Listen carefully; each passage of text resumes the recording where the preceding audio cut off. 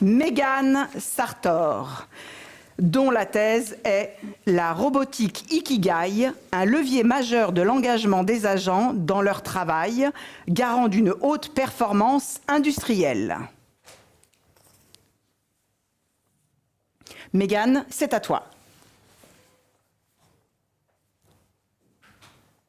Dans le monde du travail, on utilise la robotique comme un levier de productivité.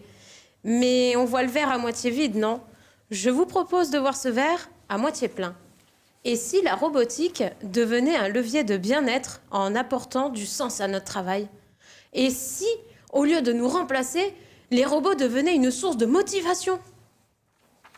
L'expérience utilisateur est déjà bien étudiée, mais très peu de recherches portent sur l'expérience des travailleurs avec leurs outils et leur rapport aux nouvelles technologies.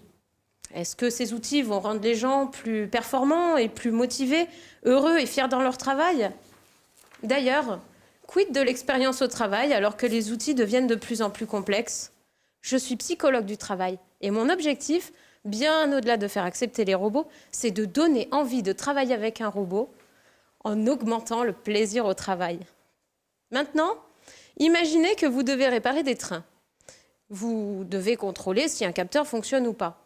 Il est situé sous le train, ce capteur. Donc, pour y accéder, vous devez vous mettre à genoux dans de gros cailloux et faire coulisser un gros outil sur le rail. Sinon, c'est pas drôle.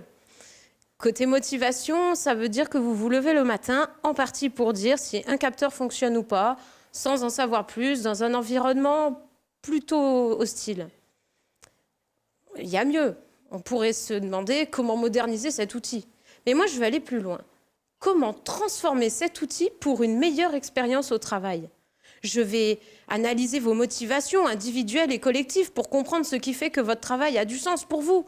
Et à partir de ces éléments, se dessinera votre robot idéal pour accomplir cette tâche.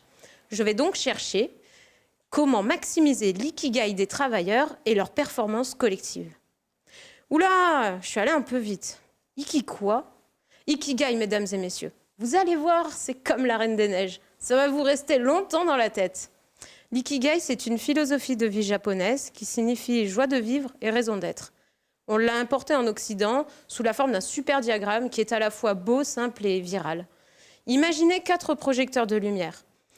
Un rouge qui symbolise ce que vous aimez, un bleu qui symbolise ce pourquoi vous êtes compétent ou compétente, un jaune qui symbolise ce pourquoi vous êtes payé, et un vert qui symbolise ce dont le monde a besoin. Leur intersection serait votre ikigai. Mais est-ce que c'est scientifiquement valide? Pas encore. C'est pourquoi je vais proposer un modèle valide de l'ikigai en expliquant ce qui le compose, comme la motivation, le sens du travail, l'engagement et le bien-être. Ensuite, je pourrais proposer une méthode de conception d'outils allant dans le sens de l'ikigai des individus et des travailleurs. Vous l'aurez compris, mon ikigai, c'est ma thèse. Et vous, vous avez trouvé votre ikigai? Bravo!